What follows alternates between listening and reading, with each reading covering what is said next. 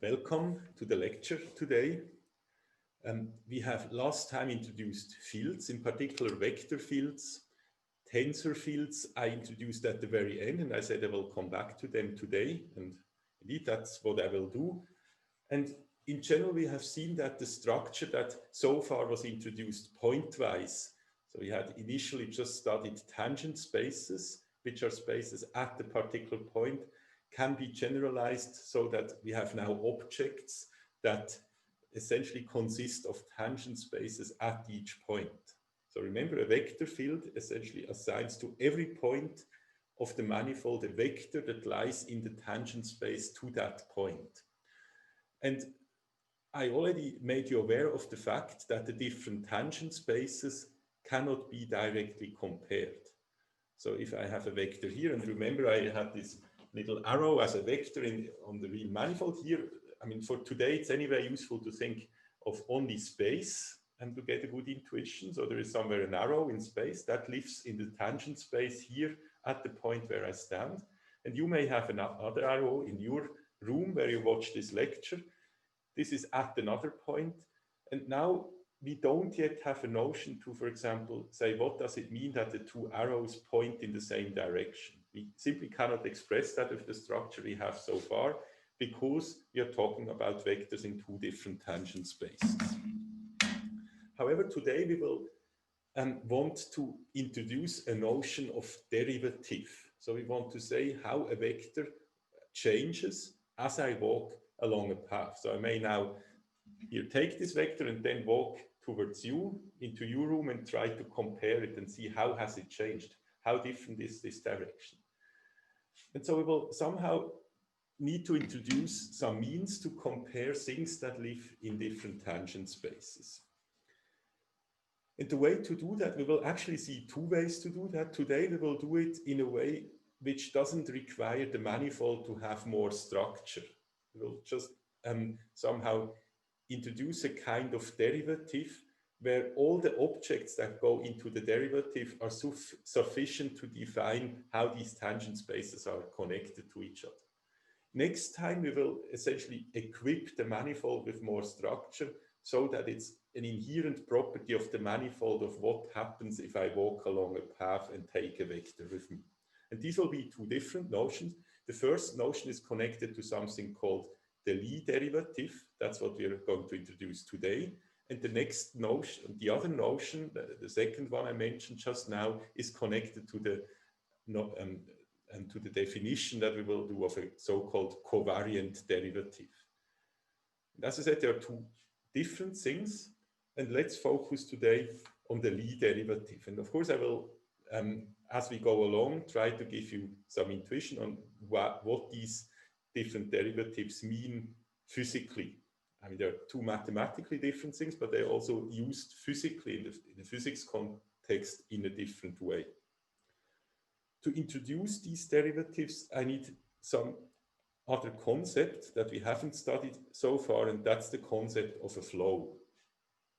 And here I think the word flow is a very well chosen word to give you good intuition. So I said before, think at the moment of space as a manifold, think maybe of the manifold again as the Earth's surface, as we did so often.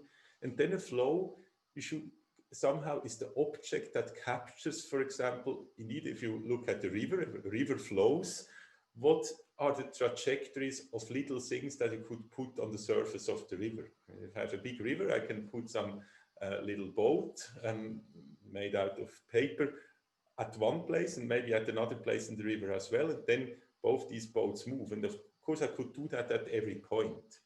So intuitively, the river defines a path or a curve at each point, which is the trajectory of that boat that I put at that particular position. And that's indeed the notion we want to capture with a definition now. And that was just the intuition, but now comes the mathematical definition.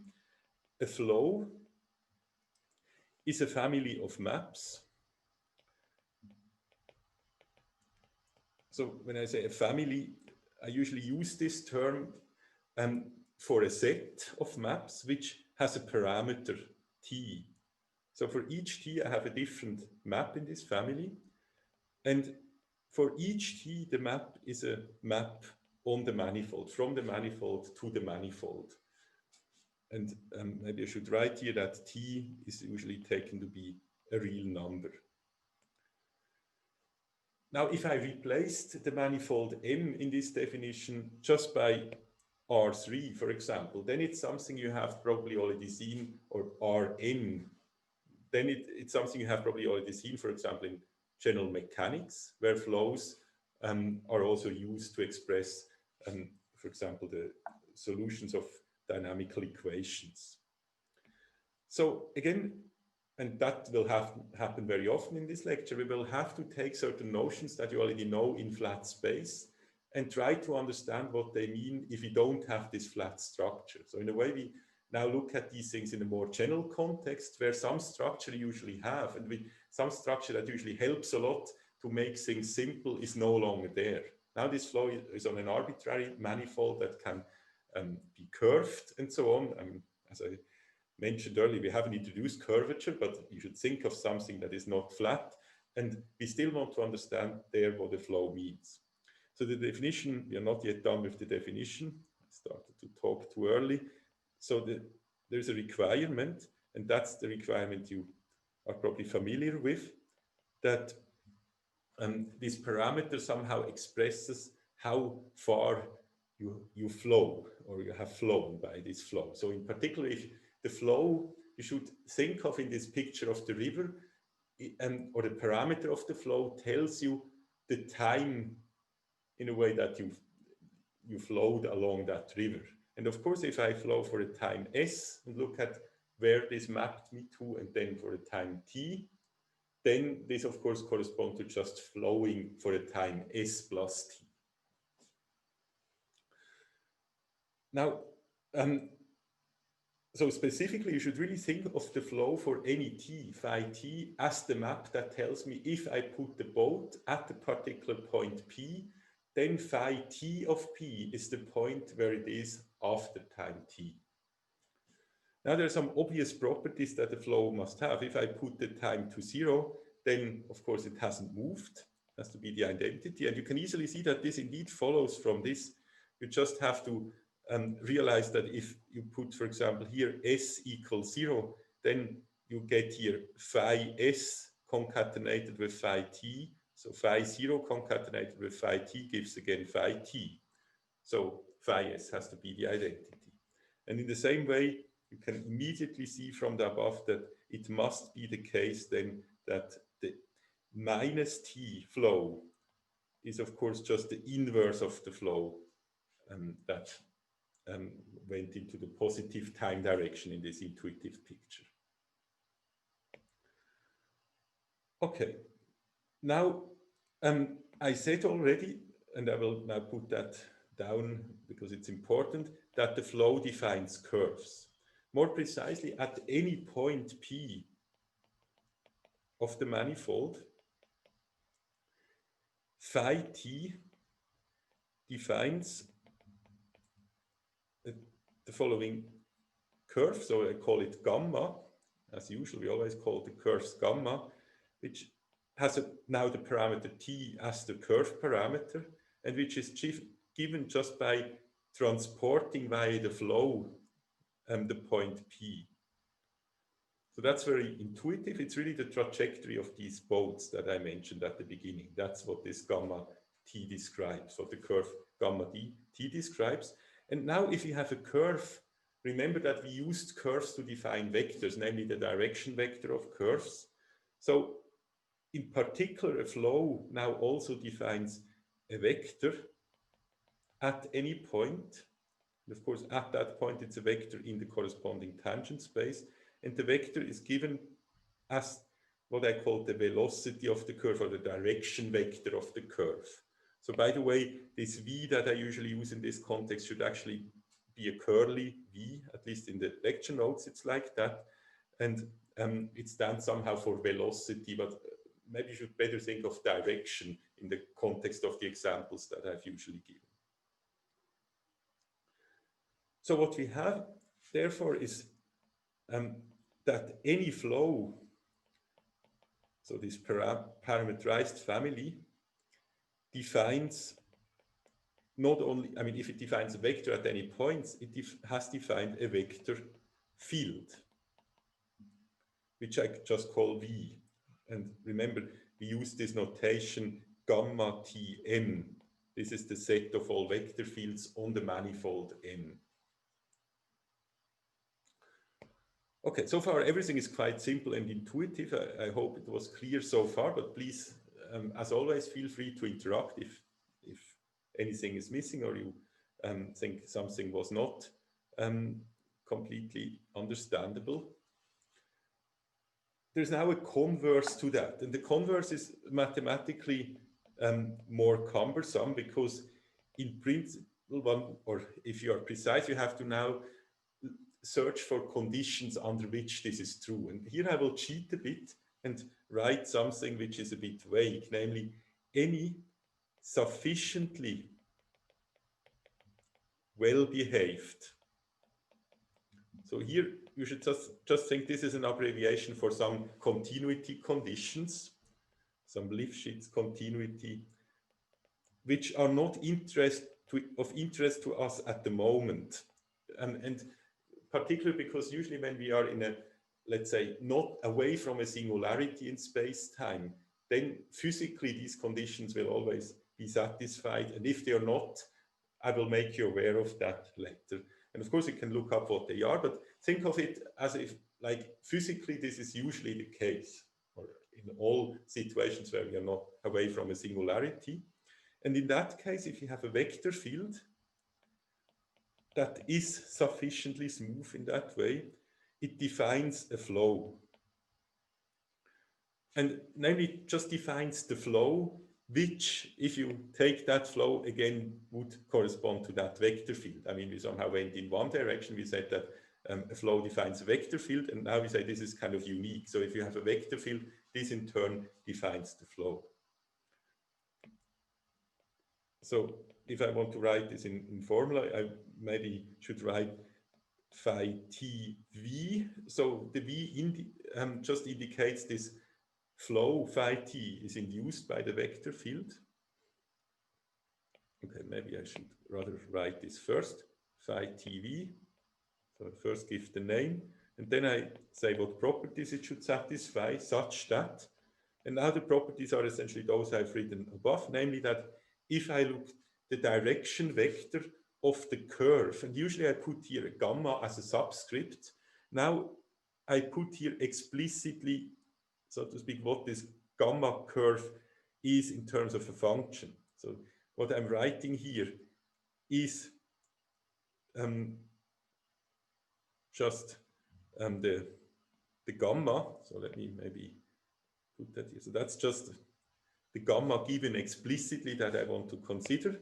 So I look at the velocity of the curve defined by this function at the point P, and this should correspond now to the Vp.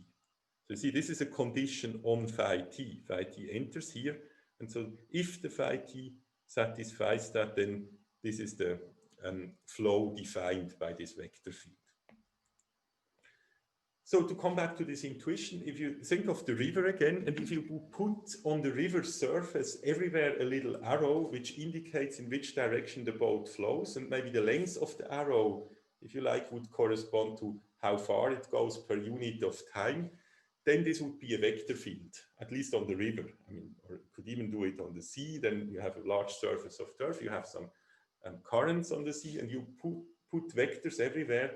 Then these vectors, instead of defining the flow, you just, what this statement says is you can instead just put the vectors, and then the flow is well defined by these vectors. And of course, that's a vector field because you put the vector everywhere on the surface.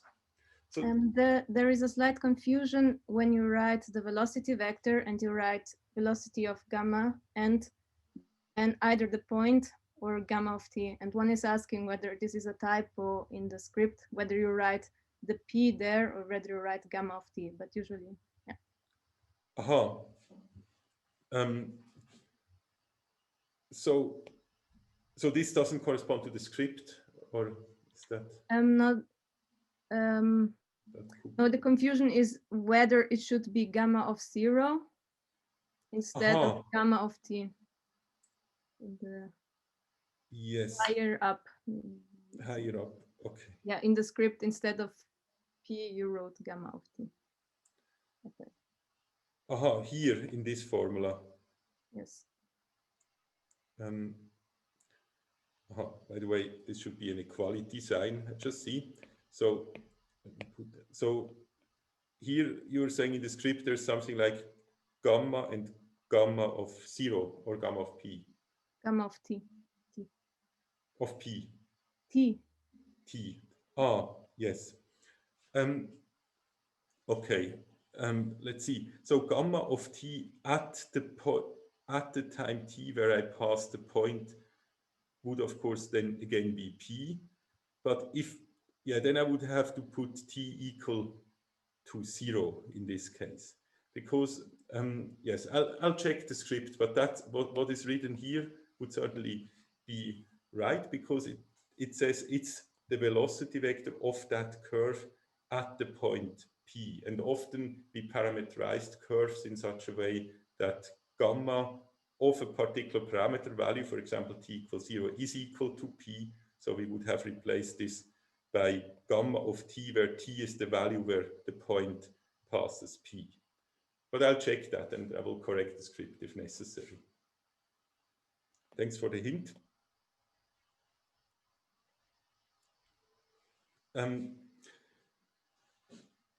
So what we have so far is kind of this intuitive picture that there are two equivalent notions, the vector field and the flow. And now we want to look at, or maybe I'll give you one more definition, and then we look at particular flows that are of interest to us. And the definition is just an extension. I just give a name, essentially, the curves that we defined. So the curves that are induced by the flow.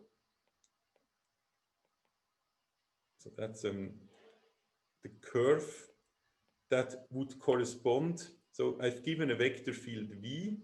Now I define the flow, and this flow again defines a curve. So that's again the trajectory of the little boat on the river. These curves are called integral curves of V. So in other words, trajectories of the boats are integral curves of the arrow I put on the river that indicate the flow of the water. I've already written. So I'll through P, I should say, because there are of course many integral curves of the flow. And but if I specify a point where they're going through, then it's more or less unique, at least in non-singular cases. Which means again that for all t, the velocity vector v of the curve gamma at the point now, now I have again such a situation. I write here now explicitly gamma t, because now I want to make the statement at any t, not only at the point p that I fixed through which the curve goes. So there's a difference to what I wrote here. Here I said for all p. Here I fixed the point and said, given a point p and a vector field, I have such a flow. And now the requirement is that for all t, so on all the points of the curve, some condition holds, namely, again, the condition that the velocity at that point is given by the vector field at that point.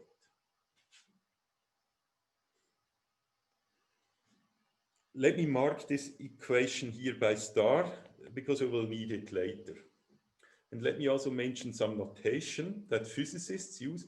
So you see, we often use this curly v and then the curve gamma and gamma t. So there's a lot to write, and it's always almost the same. So there's a good and intuitive abbreviation. We can just write gamma dot at t. So this dot alone here doesn't mean any, of course, I mean, you know it from the derivative to t, but it's not, I mean, and the gamma derivative to t, that's really what it means in the context of manifolds is that direction vector. So it's now a vector, it's not somehow a number or so. And of course, you know this notation. If you would think in normal Euclidean geometry, this gamma dot of t would be a thing with components, and each component is just a derivative to t. That's why this notation is kind of good to remind us that it's the equivalent of that, but it's a more general object in the sense that it now is an object that lives on manifolds and not on Euclidean space. You will also see in the exercises today that you will work a bit with integral curves, and this notation is also useful there just to avoid writing too much. Now let us look at a very particular flow, namely the flow that is induced by charts. So let Ux be a chart of the manifold. I'm not only writing of the manifold because you know now certainly that we're talking about the manifold. And now I define a flow, but actually I define d different flows where d is the dimension of the manifold. So I give it an index I, that's just the index of which flow it is. And the flow, of course, has a parameter t. So, and I define this as the flow generated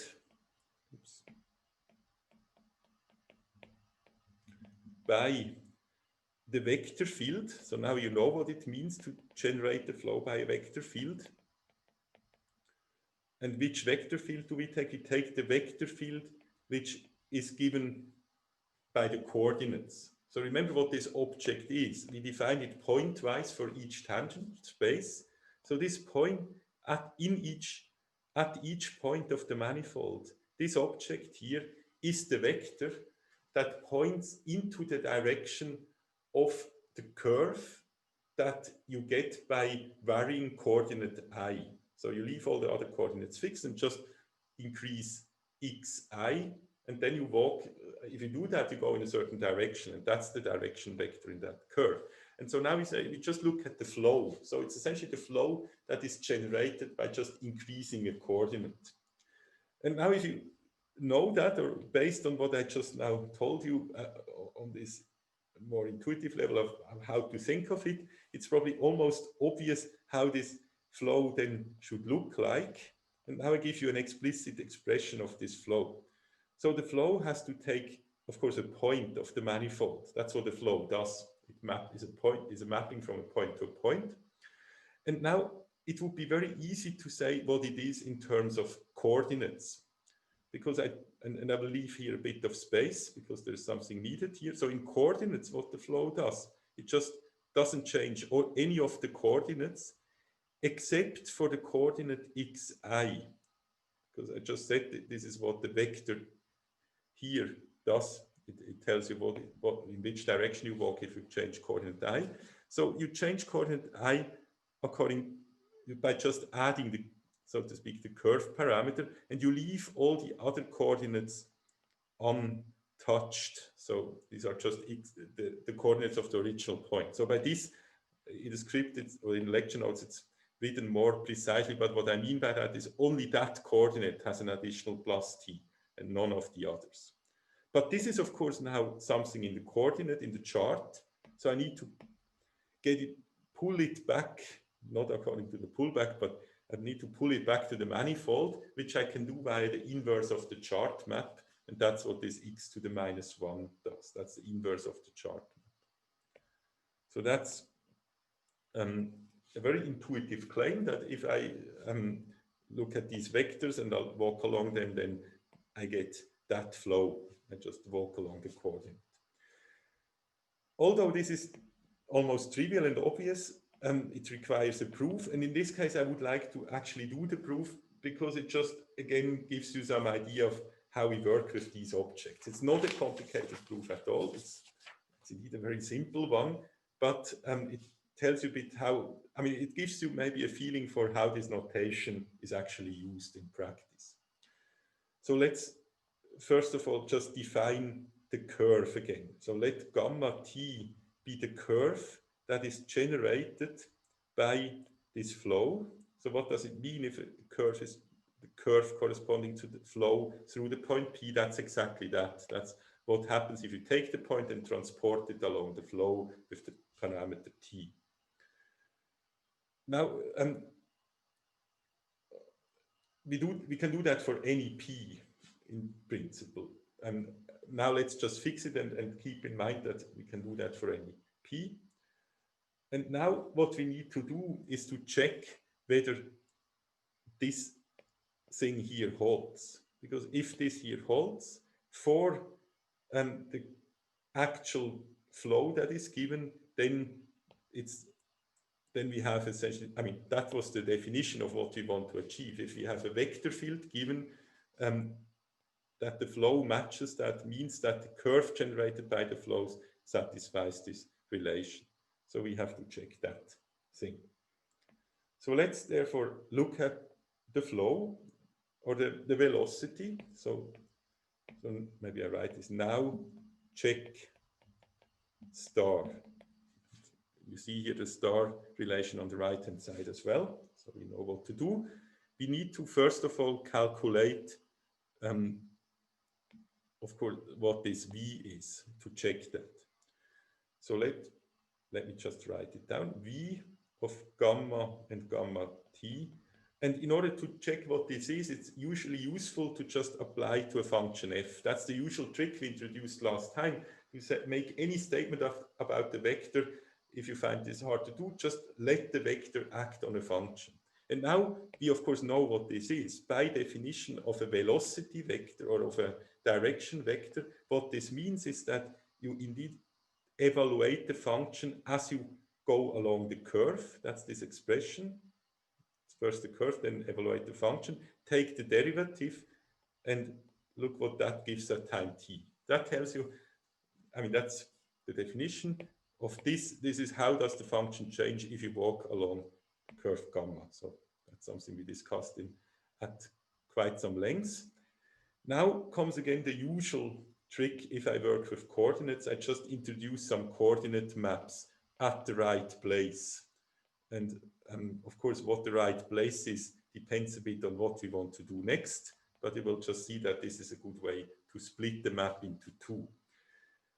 So whenever we have to take a derivative, we want to I mean, the reason why I put this here is that we want to evaluate this derivative. And the derivative, to evaluate the derivative of a composition of functions, we want to apply the chain rule, but it's hard to apply the chain rule on this decomposition because gamma goes into the manifold.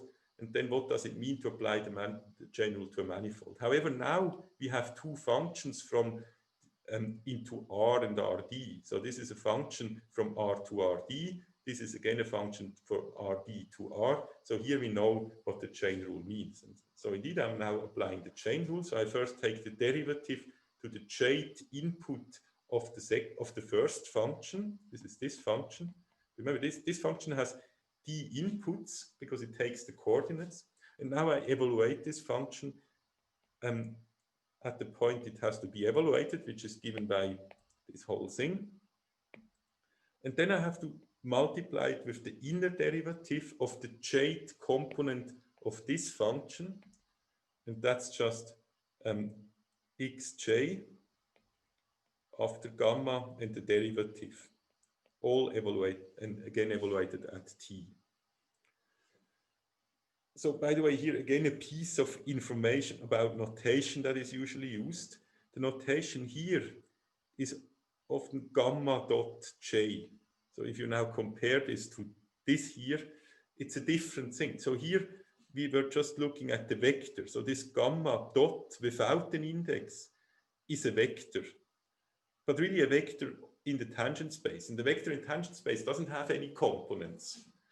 It's a vector only once we go to the coordinate. So what this thing with the j means that I have written here is, you shouldn't think of it as this with a component. It's actually this thing and then the coordinate map applied and then taking the component. So this is something with components. This is essentially the chart representation of the curve. And so this gamma dot j means the jth component of the chart representation of the curve. Okay. so of course this notation is not necessary to learn, but you will see that it's quite useful, and also the notation is chosen in such a way that it's easy later to remember what rules apply. But of course you should not be tempted to just accept everything you know already about, let's say, calculations in R3. You always have to be aware this is just notation and we first have to check it. But we do that, and then usually by the choice of this notation, the usual rules then turn out to be also applicable with this notation. And that justifies in retrospect the notation. Now let me continue. If you, okay, may briefly, yes. Okay, so what does this first term mean that I've written here? You can easily verify that it actually means this thing here. That's essentially what we do when we apply, I mean, we somehow defined what it means to apply a vector on a function. And here we just, the derivative to the jth thing corresponds to that, going into that direction. I think we've done that several times. But of course, I'm happy to go more into that if you ask for it. And the second term, this one here, turns out to be the delta function ji. Why is that? So in order to see why this second term is a delta function, you have to remember what the curve gamma is. And the curve gamma is the transport according to the flow alpha I. So the I comes in here. There wasn't any I here. So the I is the one from here in the definition of gamma.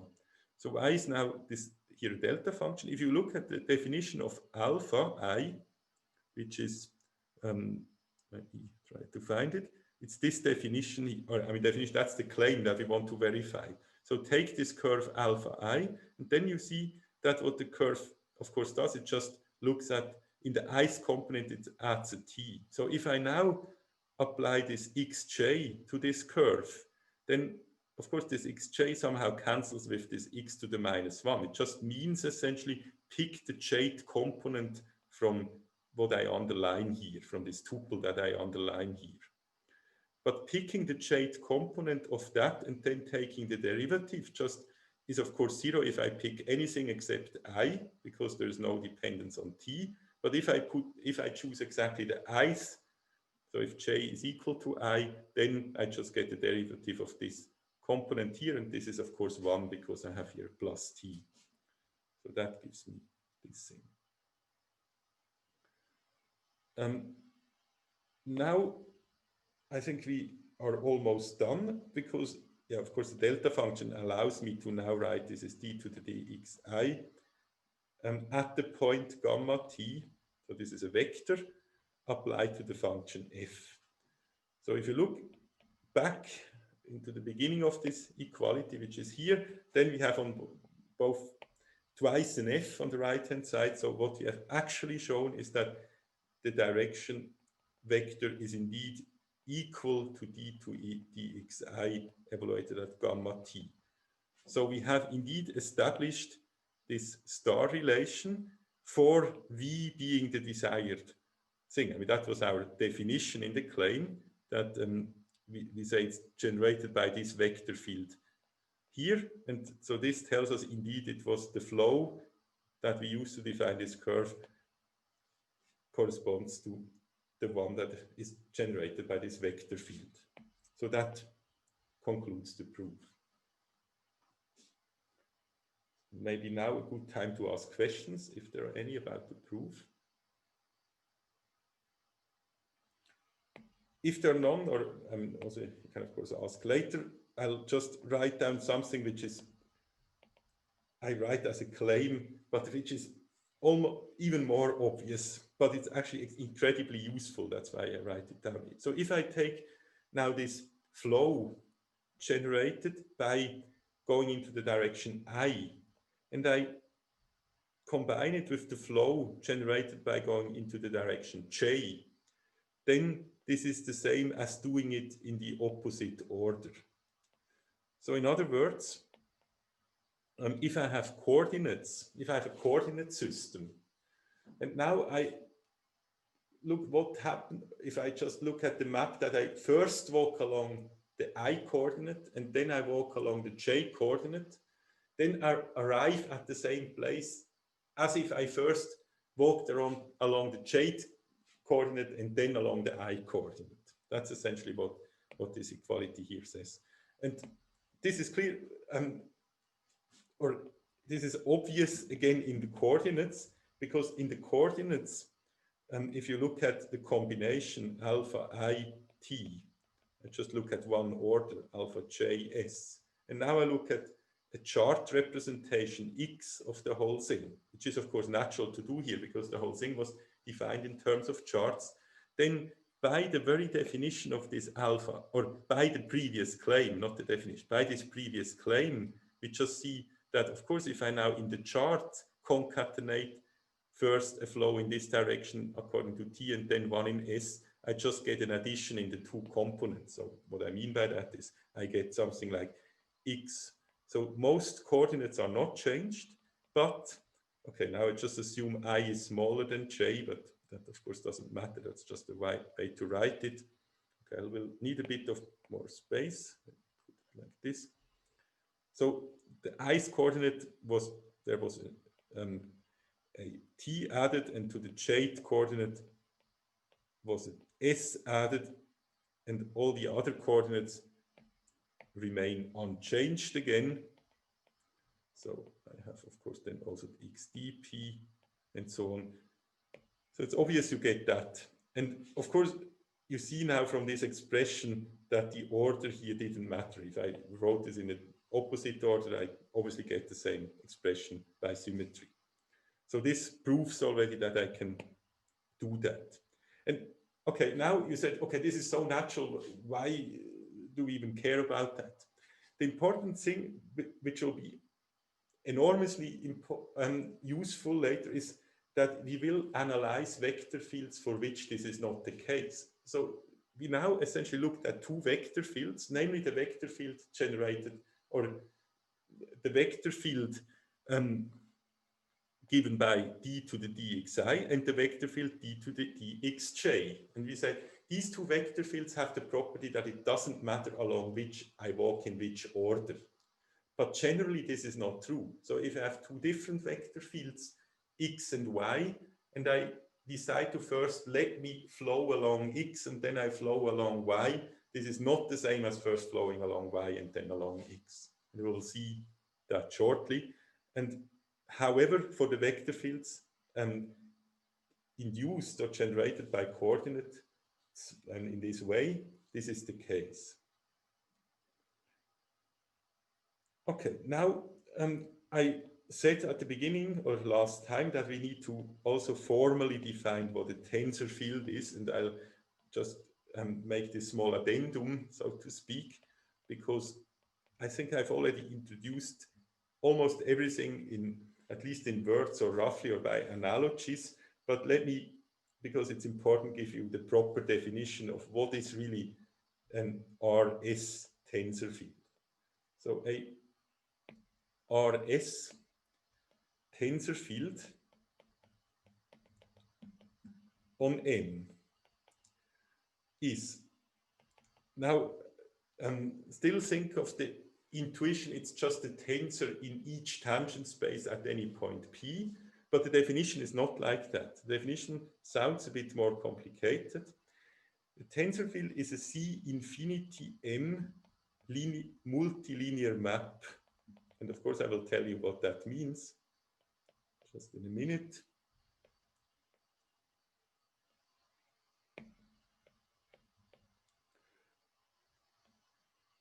Okay, maybe I should have written here T. So I have a tensor field T that I want to define. And now I need to say what this map does. So it's a map, and the map takes elements from gamma T star M, and maybe many of them. This is now, of course, familiar with the definition of tensors that we already had. So it takes R times such things. And then it also takes elements for gamma Tm and so on S times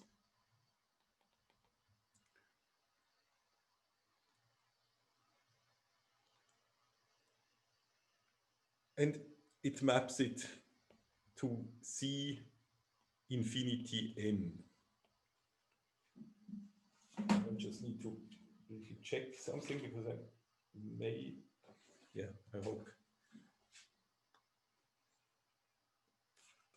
hope I'm now consistent with the notation in the lecture notes.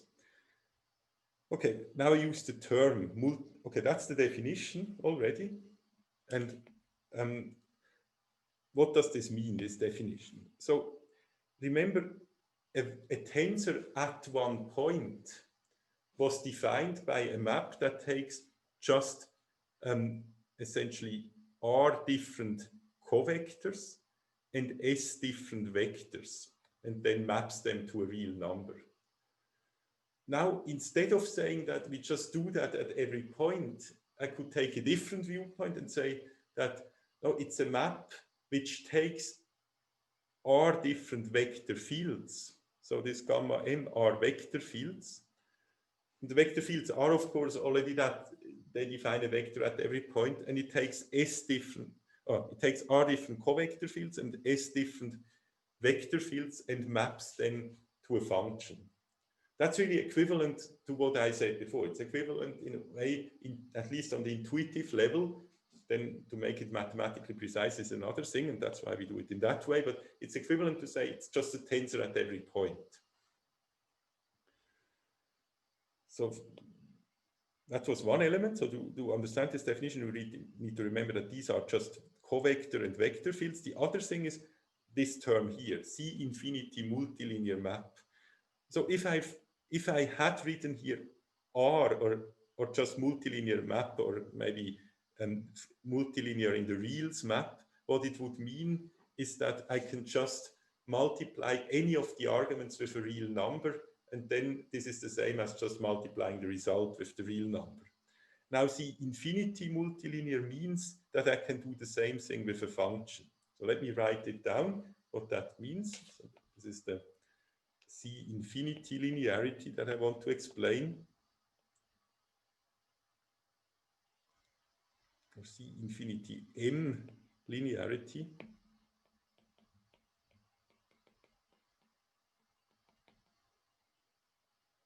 So what it means, and let's do it just to avoid writing too much for a 1-1 tensor.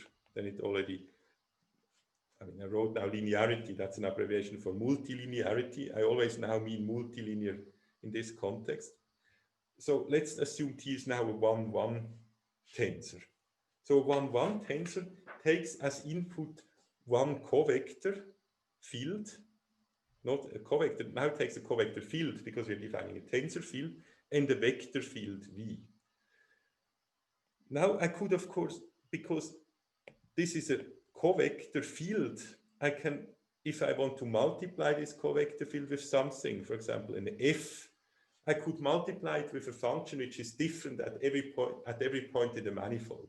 So this means, again, to use my arrow once again, so the V, for example, that you see here is a vector field, so it's an arrow at every point, and now the G is a function. Let me write this here. So, yeah, well, we'll have to write here something. So I write below for FG element C infinity M. The G is in particular now a function that at every point where I have an arrow, so at every point of the surface of the Earth, tells me with which number we want to multiply that arrow. Maybe here with 2, so it gets twice as long. In another place where with 1/2, so it gets only half as big. So we can stretch or shrink the vector at any point in the manifold with a different number. And in order to do that, this G needs to be a function. If this was just one real number, we would shrink all the vectors on the manifold with the same number. But now I'm allowing to do more. So I'm allowing to selectively shrink and stretch and so on, these vectors, depending on where they are. But the point is, even if I do that, so despite the fact that I do it differently at every point on the manifold, it should still just be linear in the sense that if I now multiply, if I first apply the tensor and then multiply with the function, it gives me the same result. So of course, this thing is again a function. This is now a number at every point. And now I just need to multiply that number with the corresponding factor by which I stretched the vector. Okay, so note that this is really strictly stronger than R linearity. And we will see examples of objects, which are then, of course, by definition, not tensors, which are R linear. So by R linear, I mean that. So just write this. Note C infinity M linearity is strictly stronger. Okay.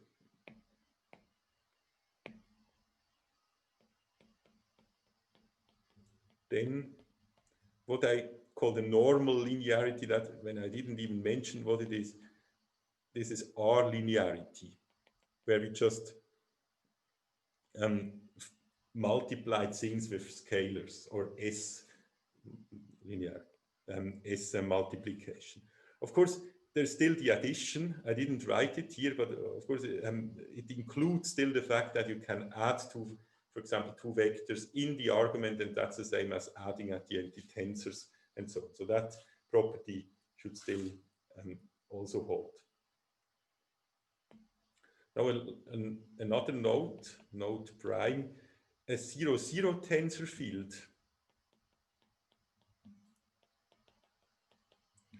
is, what is it? It's just something very simple. So if you look at the definition and say it's a map from, I mean, where you have essentially nothing here. Now the question is, what does nothing really mean? So what we take it to be is just a function or an element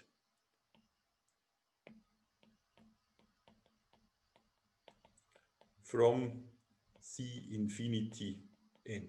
You can either take this just as a definition, but you can also say that this is a very natural definition, because if there's no input here, but they still have a position. I mean, I'm still going from the position. I just take the empty spaces to the C infinity. That's really what, or yeah, so it's not an element from, yeah, it's a map C M. Okay, it's just, no, I think it's okay. It's just an element, that was correct actually, C infinity n. So it just assigns a number to any place. And that's again natural if you think of it, of the tensor field in the way I said it before, that it just assigns a tensor at every point. We already know that a 0,0 tensor is just a number. But assigning a number to every point just means you define a function on the manifold. Okay, this is now a good time for me to make a break. Because we will start with a new section after that, which is the section I actually announced. The main concept we want to introduce, this is a derivative. We now have all the means to understand changes as we walk along a certain direction, or as we flow a certain direction, I should say. Okay, then we reconvene at 1.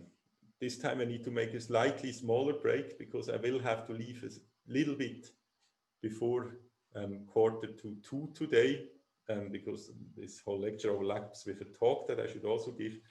But I hope it's okay if we reconvene at 1 and then stop the lecture at 1:40. Are there any questions about what I presented so far, or more general questions? Julia, was there anything in the chat that I should answer? No, only one question about the definition of the velocity vector, but I just referenced them to the script. Otherwise, there was no. Okay.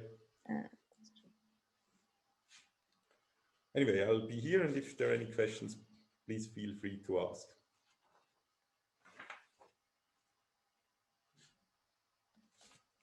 Okay, there is one question, and it says, how do we get the interpretation that such a tensor field assigns a tensor at each point? Okay. So given essentially this object, why does it mean it's a tensor at every point? Is that the question? I guess. I guess so too. Yes. Okay. So actually, let me now only give an intuitive answer, because the other thing I also gave only on an intuitive level. And then I will later actually give a proof. Okay, maybe I'll just claim that already now, but we will later do that in a precise manner. That indeed there is potentially a problem. If I define it like that, then I could say, if I now evaluate the tensor, let's now again just take a 1-1 tensor for the example. So I have a tensor like that. So it's some function on t, phi, and v, and now it gives me a number, a C infinity function, and this C infinity function I can now evaluate. So remember that the tensor produces something like this if I put in arguments. So this is itself a function, so I can still evaluate it at the particular point. So I put here P. And now the claim is essentially that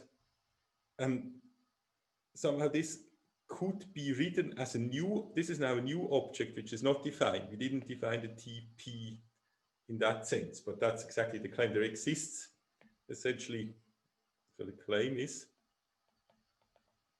there exists a tensor at every point P such that if I now apply TP to just the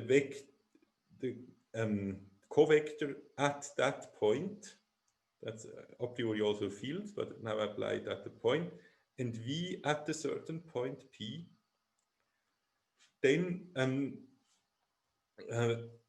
this is well defined. So the claim is I can write this. And once I have this, that's of course, I think so the question is probably, why can we do that? Because once I have that, that indeed means I have now a function, namely the tensor, and that's then the tensor at that point, that gives a real value for any two vectors. So remember, this is at the end, this is then really a real value because now I evaluated the function. Now, indeed, that's not completely obvious, and that's why I also said this on the intuitive level, and we will probably in the next lecture actually prove this claim here. If you're already interested now in the proof, maybe I can just point you to the corresponding part in the lecture notes. Maybe I'll just open them here. It was actually the lecture notes done a bit earlier, I guess, but I will come back to that.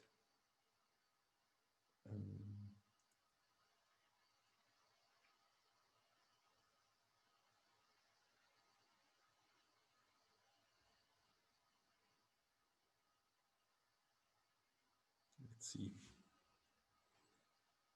Okay, it must be later than tangent spaces.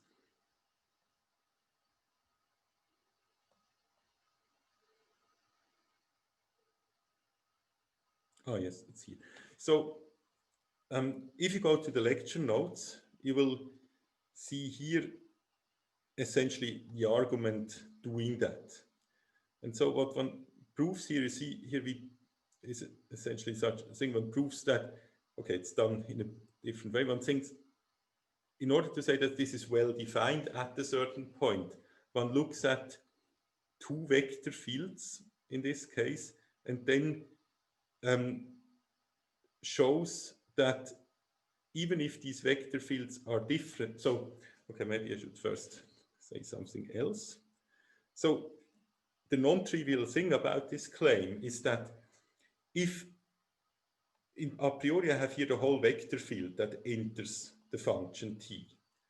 And here now, what this claim tells me is that actually one can extract the same real number by just knowing the covector field at that point and the vector field only at that point. One doesn't, to know what this thing or what this thing is, if I want to evaluate the tensor at a particular point, I don't need the whole vector field. It's sufficient to know it at the point P.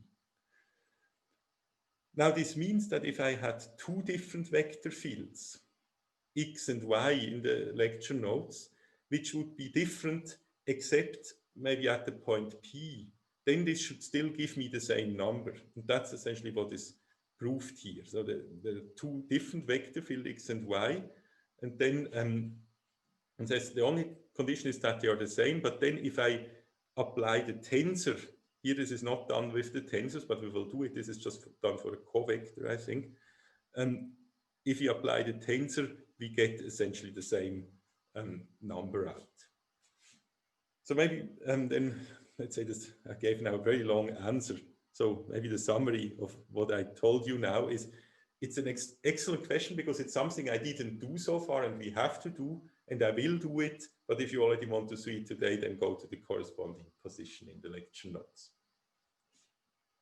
I hope that's okay for the moment, because I don't want to now present the proof, because it will anyway be done later. And by the way, it has a big significance because I said before that there are some objects which are not C-infinity linear, and this has to do with that. So the proof requires explicitly the C-infinity linearity, and if you only had R linearity, this would not be the case. So this will later also serve as an example why the C-infinity linearity, the stronger condition, is really necessary. But this will all come, so I hope I didn't now confuse you by all these announcements of what will come later. But maybe it just tells you for the moment, this is not just, again, I mean, as I try to reduce all the mathematical peculiarities and subtleties and not talk about them, but I talk about all the mathematical things that will really be important also for the physics. And that's something that is really important, as we will see. That's not just some, I mean, it sounds very mathematical to talk about this, but it has a very concrete physical meaning, and it has to do with what I just told you now about the answer to your question. Is it possible to raise another question right now? Yes, of course, yes. On Tuesday, we introduced this vector field V, and we said that we can apply a vector field to a function f in C infinity M, and the result will be the differential of f, right? And before we introduced also this differential, this original mapping, that is from the differential apply on a vector on V, such that it gives the same result. So my question is here, why do we introduce, why do we feed first F to V and then V to F so that we get the same result? And is there like a specific case that we use one application instead of the other? Yes. Okay, so let me just try to make sure I correctly understood your question. So we had introduced the notion that if you have a vector V and we apply this vector to a function, okay, we didn't actually put the brackets at the end. If you apply to the function, then this is somehow the same as saying we take the differential of the vector and, okay, maybe I still put the brackets just to make clear what the difference is, and apply this. We take the differential of the function and apply it to the vector. So is your question about this thing, is that?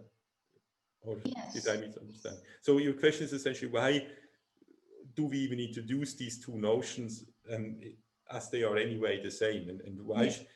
Yes. Okay, that's a very good question, because indeed that's not obvious. I mean, I could say, if I've already defined this as essentially the object telling me what happens if I walk along a curve with direction v, and how does the function f change if I do that. And now, why do I need to rephrase this as an object that now takes a vector as input.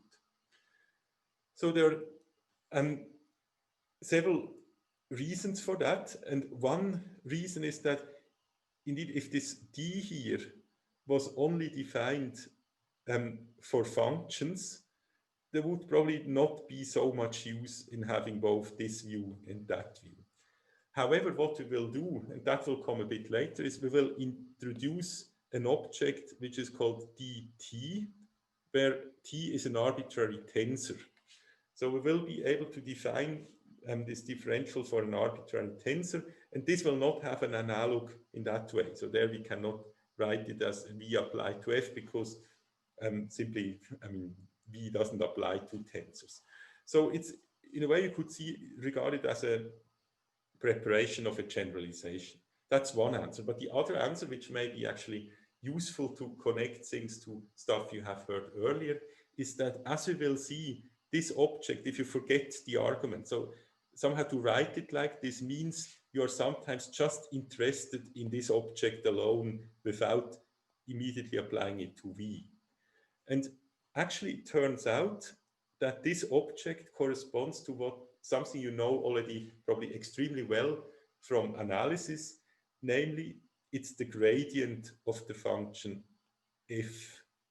So if you kind of ask yourself what is in flat space, where you learned all these things like rotation and divergence and gradient and so on, then this object alone without V is actually the gradient of a thing. So this, and maybe I write this here, so that alone somehow the equivalent of the gradient of f. And obviously you know from analysis that this is by itself a reasonable object to study. Now you may complain and say this thing is of course a vector, because a gradient is a vector, and this df is not a vector, it's actually a covector. But that's must be like that. So a gradient is, so if you, this is actually something you don't realize in 3 dimensions in flat space-time. If a gradient, even in flat space-time, is actually a covector, it just looks like a vector, but if you would really go through the transformation rules of the components, then you will see that they don't transform like the components of a vector. So they actually really transform differently, and that's why the correct view on what the gradient is that it's not a vector. I stress that it's a covector. And that's something we'll also come back to later, but I hope it helps as a preliminary answer to think of this object as a gradient. And then it's clear that we want to consider it as a standalone thing in a way. Is this so far okay for you? Or, okay, thank you. Okay. Then let me now start with this new chapter or section on the Lie derivative. Of course, unless there are more questions, so you can always still interrupt. And the Lie derivative is now the first of these 2 derivatives that I wanted to mention. Let me immediately just define it. So I just write the formula for the Lie derivative, so I don't even write the title definition, because that's probably clear from the title of the section that we are now defining the Lie derivative. So the Lie derivative is a derivative that takes an arbitrary tensor field. So that's the input to the derivative, and it produces a new tensor field. So it's a derivation of a tensor field. That's what it means. Of course, if we usually look at the derivative of a function, then of course it also produces a new function. But now we are on a more general level. We now want to define a derivative of not only of a function. In the case where r and s are 0, this is a function, as I just said before. So it generalizes this concept. But it's a derivative that can, we will be able to derive vector or tensor fields or arbitrary covector fields or whatever. So it's an arbitrary RS tensor. The derivative has to be specified. So the derivative itself is specified by an additional input x. And x is itself a vector field.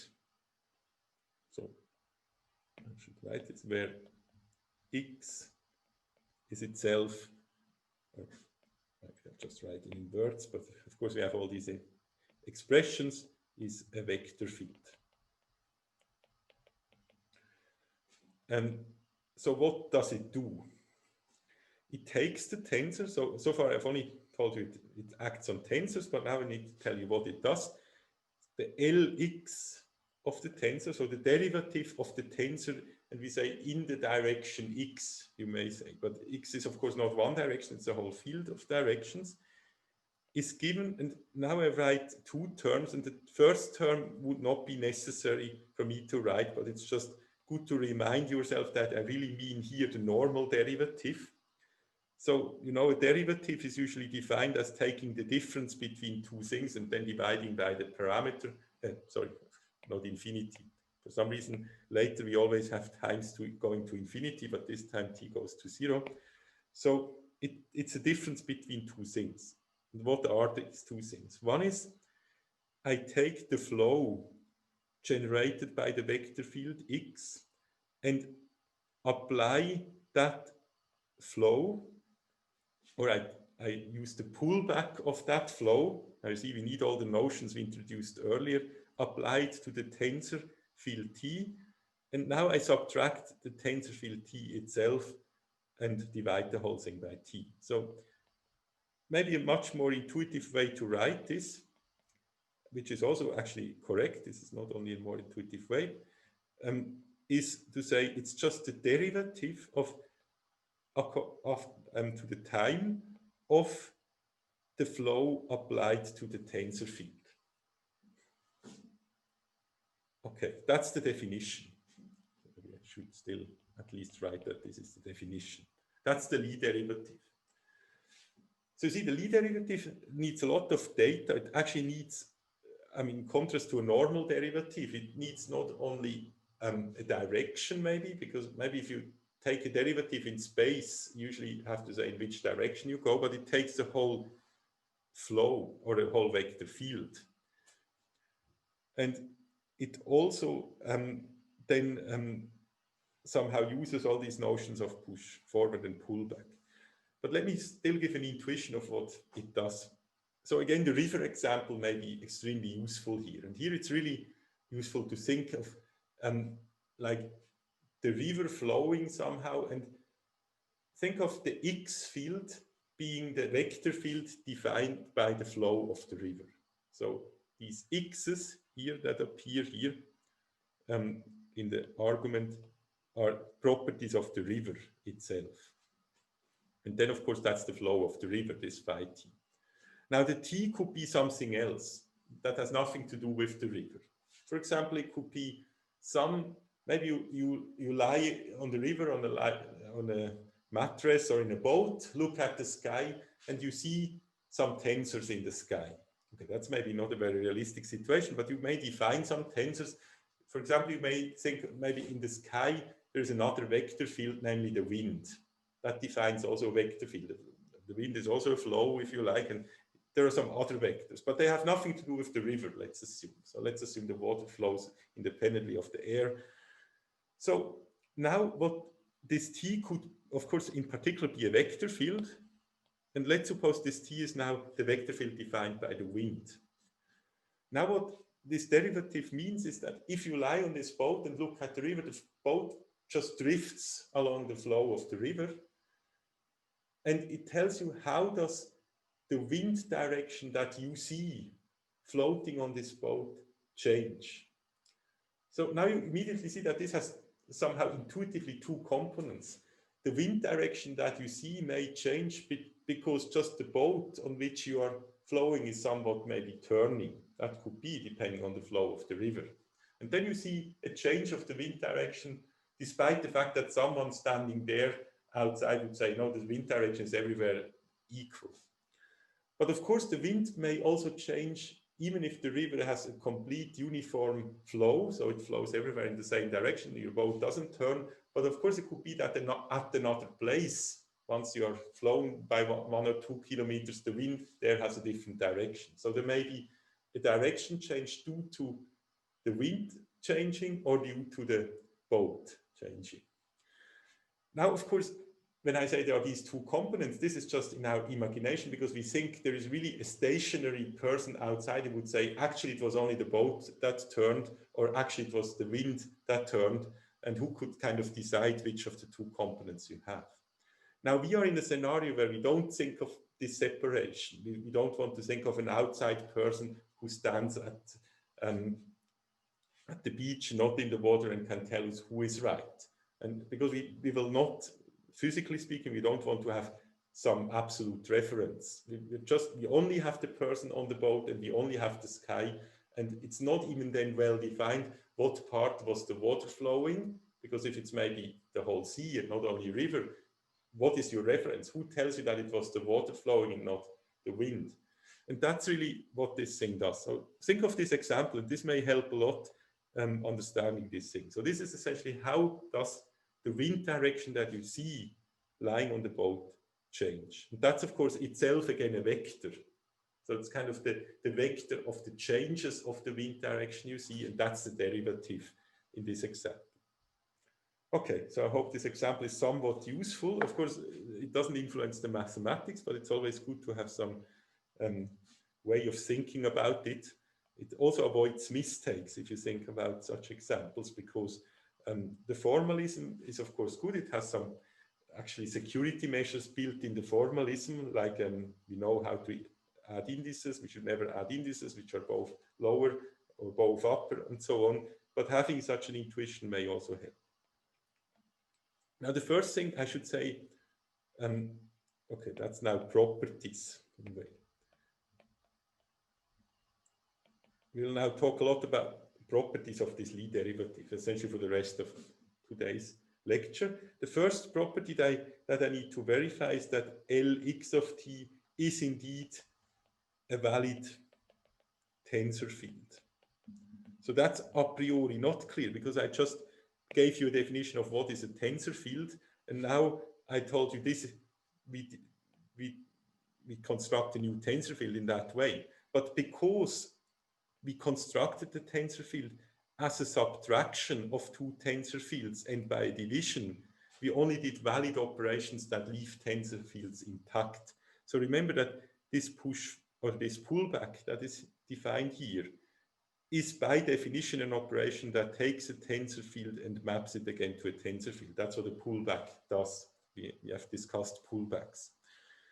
Then a subtraction is like an addition. That's a valid thing. And this is just a scaling.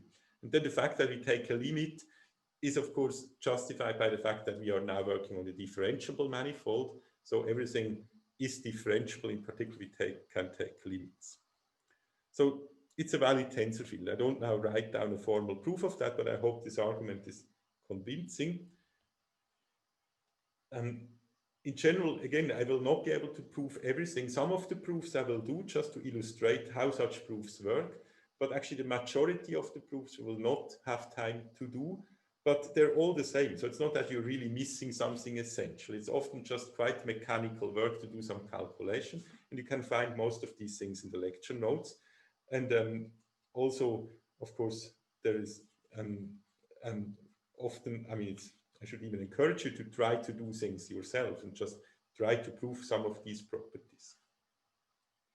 So the other property is that if Lxt is 0, so if, in other words, the wind direction you see from the boat doesn't change, what does it mean? It means that if you apply this pullback to t, to the wind direction, it doesn't change anything. So in a way, it means that if you apply the flow to the wind direction, nothing changes.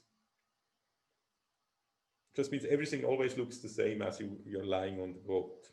And that, okay, now I gave this explanation. This is kind of obvious from this definition, because if the derivative is 0, it means that this is always the same as that thing, which is exactly what this says. So it's a quite trivial statement.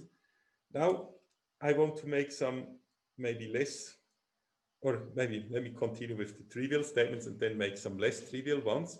So we have by definition that the pullback is is the opposite, is the inverse of the push forward. So we can also say, of course, t can be negative. So in principle, that's the same thing as the pull. So this pullback is the same as the push forward with a negative t. But because this is true for any t, I don't need to write here a negative t. So I can also write that this holds. And now I could also evaluate it at a particular point. This may give you some more intuition. These are just things that are essentially almost only notations. I could say if I now evaluate the tensor at a particular point and now do the push forward, then I still get t, but now I get t at the point tp, because that's what the push forward does. It takes an object from p and pushes it to something at the place where the phi t arrives.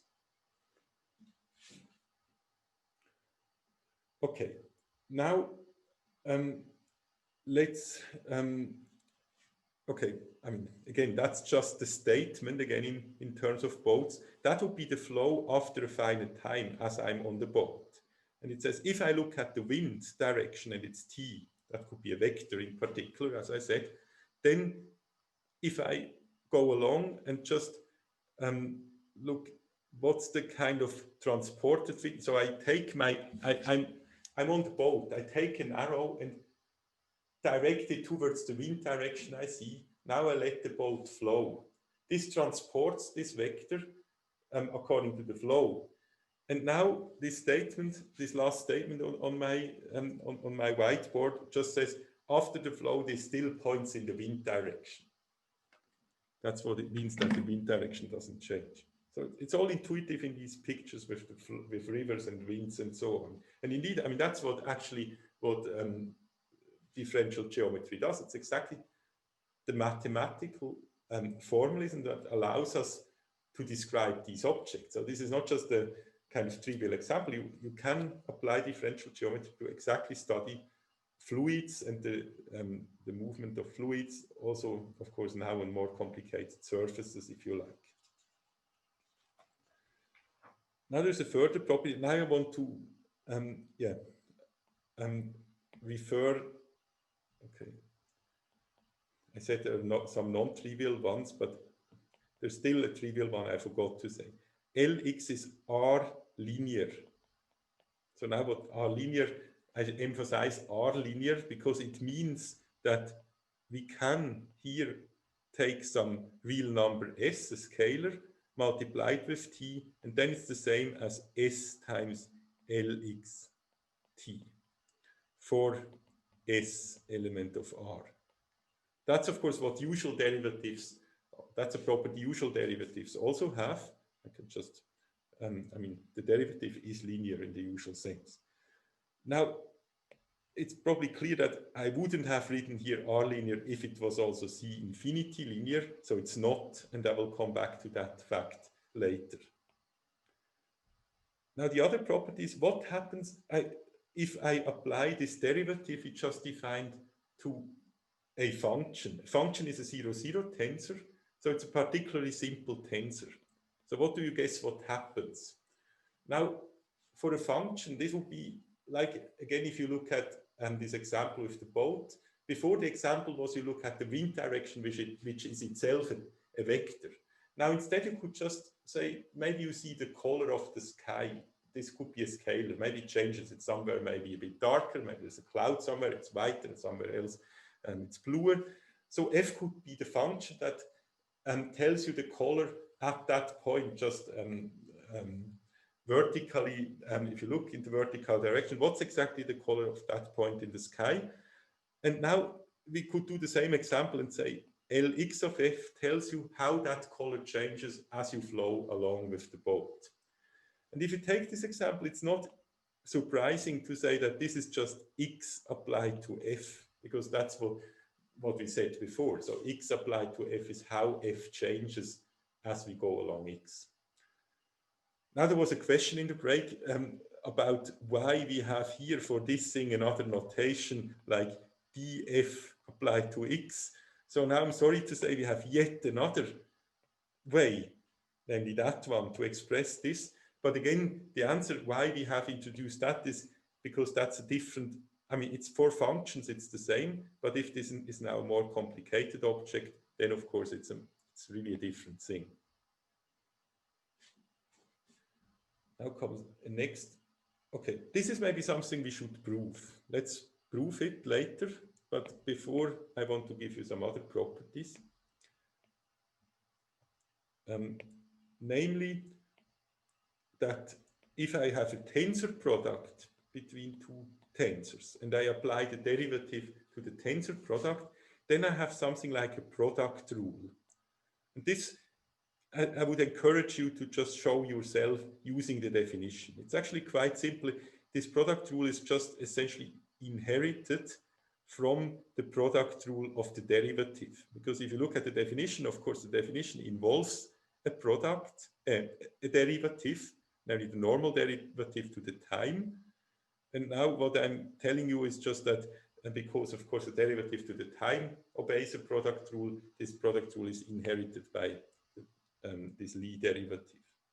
And finally, we have a property that will turn out to be useful later, we don't need it right now, is that if I take the trace of a tensor, remember we defined this, what this is, I don't want to repeat the definition now, but you can go back to the beginning where we studied linear algebra or concepts from linear algebra and tensors, then this commutes with the derivative.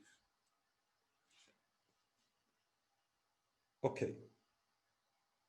Now, today I talked a lot about, or several times about the C infinity linearity, and I just told you before that here we have only R linearity. Actually, maybe this is a good example now, and maybe I just put that in orange because it's kind of also something you should be careful about, that to show that it indeed cannot be C infinity linear. So note Lx is not C infinity linear. So what would it mean if it was? It's not C infinity M linear, because, and so it would mean the following. I would take the derivative of some function, C infinity M function times t.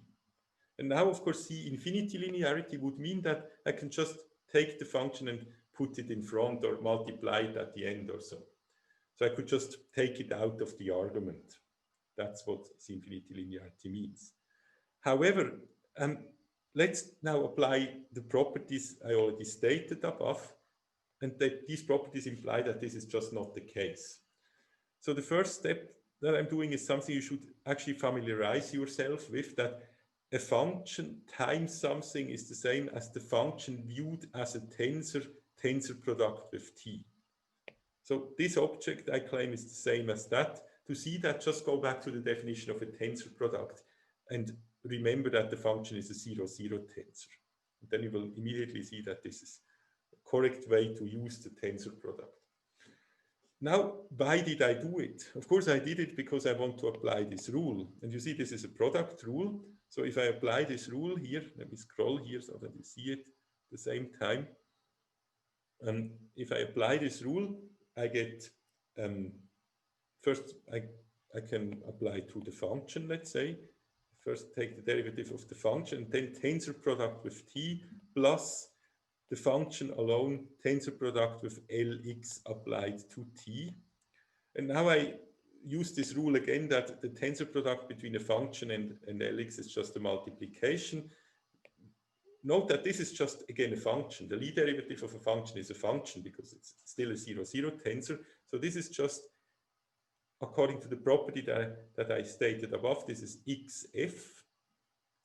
And we said that if we take the Lie derivative of a function, this is just xf times the tensor plus the function times the Lie derivative x of t. And now you see it's not C infinity linear because of this additional term here. So we got an additional term which wouldn't be allowed to be there if Lx was C infinity linear, but it's there, so therefore It's not, it cannot be the infinity linear. Okay, now let's prove one of the properties. And I think the most interesting one is maybe this one. The other ones, I mean, it's also a kind of easy one. They're all easy to prove, but I think it gives some, again, hint on how to use these things and how to work with these push forwards or pullbacks. Okay, actually, I didn't want this to be blue necessarily, but okay, maybe it doesn't matter. Let's just calculate it. So we want to calculate the derivative of a function and let's evaluate it at the point P. That's always useful to evaluate things. Now, by definition, now I first just, of course, have to copy the definition of the Lie derivative, which is this. By the way, I forgot to say that before I always used V for vector fields because I want to distinguish it from X, from the coordinates. Now we are not talking about any coordinates, so I'll just use X for the vector fields for the reason that I will actually need many vector fields. I will need X, Y, and so on. So X is now a vector field. Capital X, that's what it should be. So I take the definition of what is a Lie derivative and evaluate the whole thing at t equals 0. Or at the point P at t equals 0. Oh, no, actually, I could do it at t. No, here I have to do it at t equals 0. I'm sorry for that. That was confusing. That is part of the definition that I have to evaluate it at t equals 0. If I want to have it at that point. So you see, I put here P, but now if I want to evaluate it at that point, I just look at the t equals 0 part. Okay, let me come back to that afterwards. Maybe it's clearer once I've introduced the next step. So what is the pullback of a function? Now I need to remember what a pullback does. Maybe I make a small sketch here on the right-hand side. Just need only a small one. So we have a manifold, and now I will just draw a copy of the manifold N. Why do I do that? Because we are used to the fact that when we defined push forwards, we looked at them as maps between two manifolds. And of course, it's just a special case where the manifold is the same. So that's the push forward, or that's the map. Now, if I have a function defined on the manifold, let's suppose the function was defined here on the lower part. So here I have a function. And the pullback of the function just means I want the function to be defined here. So what the pullback of the function therefore means, it's just a concatenation of this and this. I mean, this is just to remind you. Of course, you can just go back to the definitions and there you will see that this is indeed what it does. But I'll just use this thing to remember, and it's always good to have these pictures in mind because otherwise it's very hard to remember the formalism away. So we applied this, that what the pullback of a function means.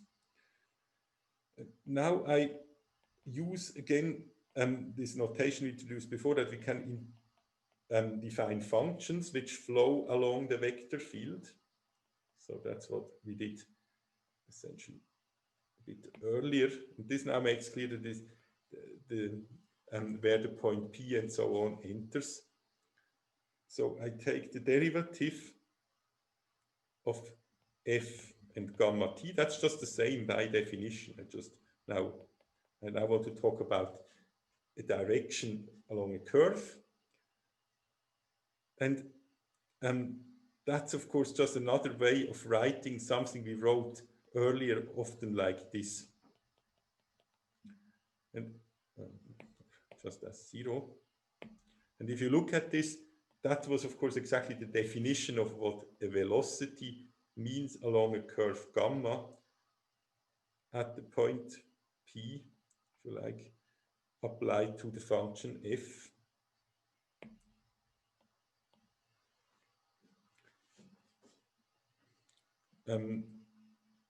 Yes, I think that's it. Now the velocity of the curve gamma is by definition, because the flow was created by the vector field. The velocity of this curve gamma is just the velocity or corresponds to the vector field itself. So we get this.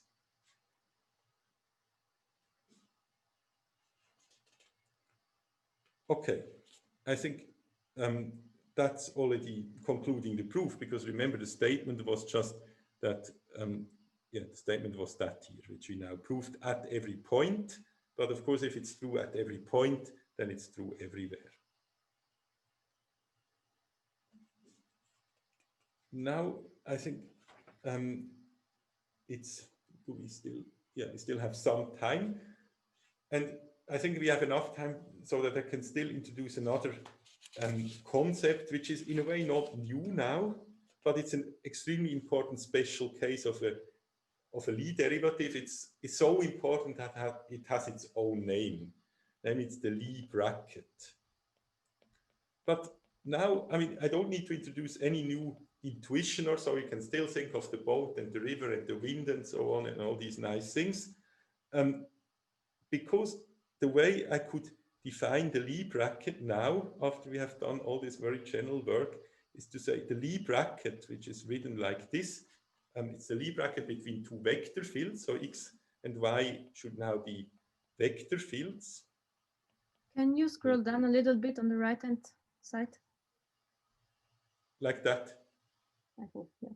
Okay. So the Lie bracket of a vector field is just defined as the Lie derivative of the vector field y according to x. So that's why I said this example with the wind applies. Y is the wind direction, x is the direction of the water. And the Lie derivative just tells you somehow how the wind changes with respect to someone who looks at it from the viewpoint of the water. That's a very nice view to look at Lie derivatives, because in my experience, students are always a bit afraid of this notion. So just look at it like that. Now, of course, you have probably seen Lie brackets, and they looked very different. They haven't looked like that. And indeed, the usual definition, which is however equivalent, so this is a claim. The claim is this is the same as, maybe I'll write it immediately like that. So the Lie derivative is by itself, of course, again a function. It's again a vector. Because we know if you take the derivative, the Lie derivative of a vector, and y is a vector field, then this whole thing is again a vector field. So therefore, this bracket is a vector field. So let me just put that here to remind you of that. So this is again a vector field. Now, vector fields can act on functions. And now, the claim is that the Lie bracket acting on a function is the same as if I just act with x on the function that is obtained by acting with y on the function, minus the opposite. So I just do it in the other order. Minus I act with y after x on the function f. And that's probably a definition you may have seen, that it's essentially like a commutator. So if I can drop the f on all sides, then xy is just xy, or x bracket y is xy minus yx. But for getting the physical meaning of it, it's for our purposes at least, it's much better if you think for the moment in these terms here. Now there's again many properties, and I start again with, let's say, trivial ones. This time I may, let me just number them. And the first one I call 0 because it's somehow something that was implicitly already said, namely that the Lie bracket is itself a vector field. That's what I put above in blue. But this is a property which would not be obvious if you just had this definition. Because this definition, you remember, a vector field has to satisfy certain requirements. It has to be a velocity vector, but here we just said how it acts on a function. So we have to verify that it's a vector field if we started from this as the definition. But because we took this as the definition and already know that a Lie derivative of a vector field is a vector field, we don't need to do that work. So this is trivial. However, in the exercises, you will see a more direct argument related to this claim. Or these claims actually are subject to the exercises.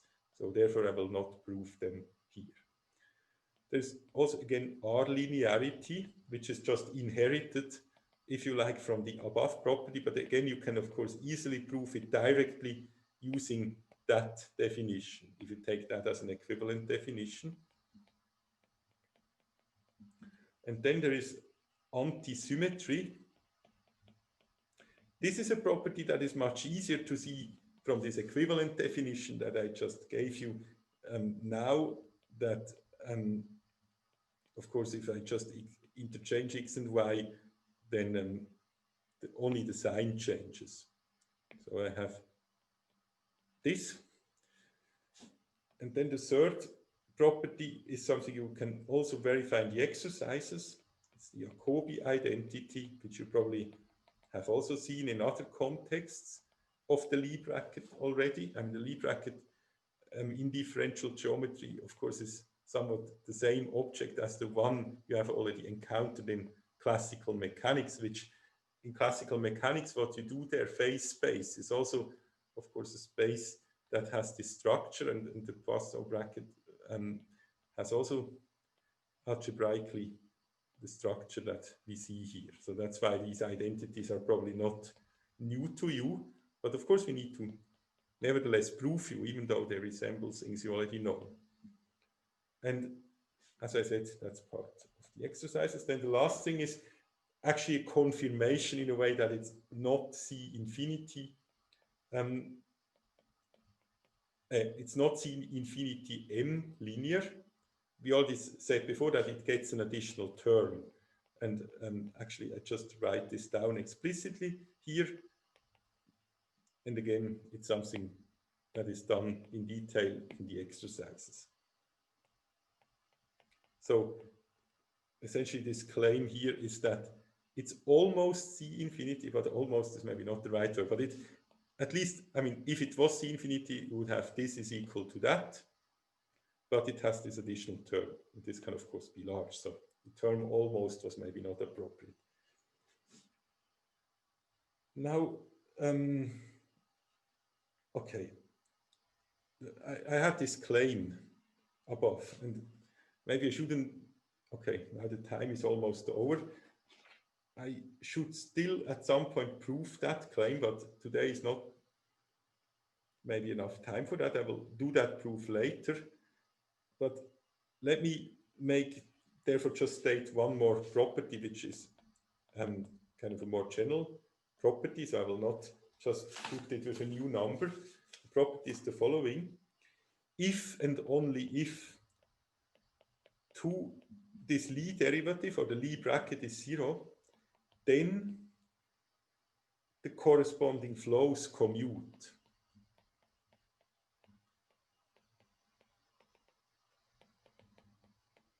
So what are the flows? These are just the flows induced by the generated by these vector fields. So we have now two vector fields. Each of them generates a flow. So one is the flow of the water and the other one of the wind. So they now commute,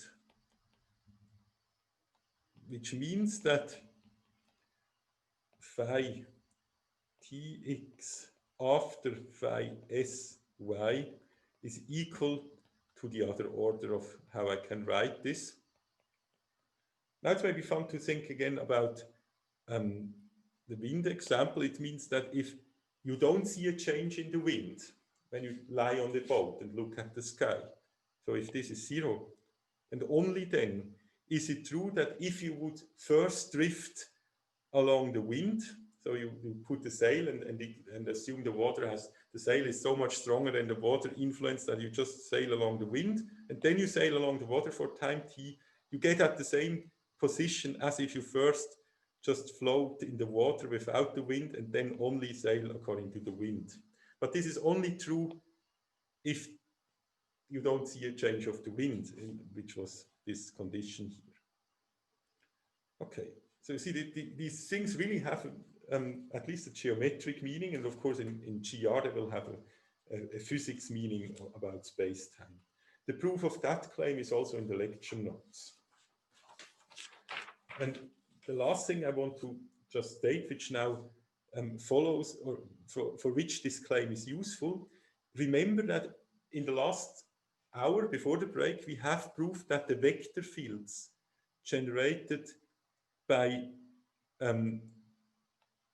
or that the flows generated by the coordinate vector fields, by d to the dxi and d to the dxj, that they commute. That was this statement here about the alphas that you can find here.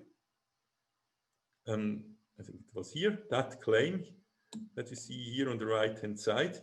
This claim now immediately implies that if I put, so maybe corollary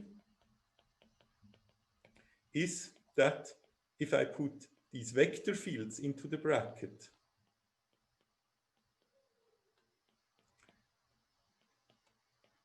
this Lie bracket is also 0. So this follows, maybe I should write this here, using this and of course that claim. Maybe I should here put some mark. Let's put here a little. So using that we get immediately this result. So in other words, the Lie derivative of the vector fields of one vector fields along the other. So if I flow, or if I derive one of the coordinates with respect to the other, I get 0 in that sense. And this is actually useful because if you now look at coordinates, so coordinates, then I could say a general vector field. So if I now have arbitrary vector fields, I can write them with respect to a basis as xi d to the dxi and yi d to the dxy. So note this x is really a capital X, that's the field, and the small x is now the coordinates. Now I can apply the rules above, and the rules above allow me to somehow isolate only these things in the Lie bracket, but this will give 0. Now, a simple calculation that is also something that you can do as an exercise will show that at the end you get this particular expression, d to the dxj minus yj x. Okay, I need a bit more space to put all the indices. I, j d to the dxi, where now what is this strange comma I? This is just a shorthand for d to the dxi of j of yj. So that's, I introduce it here because it's used very often in the context of GR. Instead of always writing this, we just abbreviate it by that with a little comma. So the comma means this is actually a derivative. And so you see that this is a sensible expression because at the end, this should be a vector, and it is, or a vector field. It is one because we have here vector fields, and these are just numbers. These are functions because xi is a coefficient, yj is also a coefficient. Also, if I take the derivative, it's just a coefficient. So that's the vector field. So in other words, we have now an explicit expression for the Lie derivative of a vector with respect to another vector, namely the Lie bracket, which is given by that. So we don't need to now go back to this quite cumbersome definition of introducing the t and so on, as you see here on the right-hand side.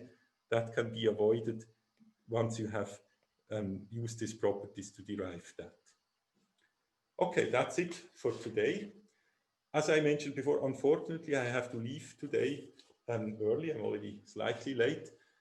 So I will not be able to take questions today, but of course, I will do that again next week. So please keep your questions if you have any and ask them in the next lecture on Tuesday. Okay, then bye everyone and see you next Tuesday again.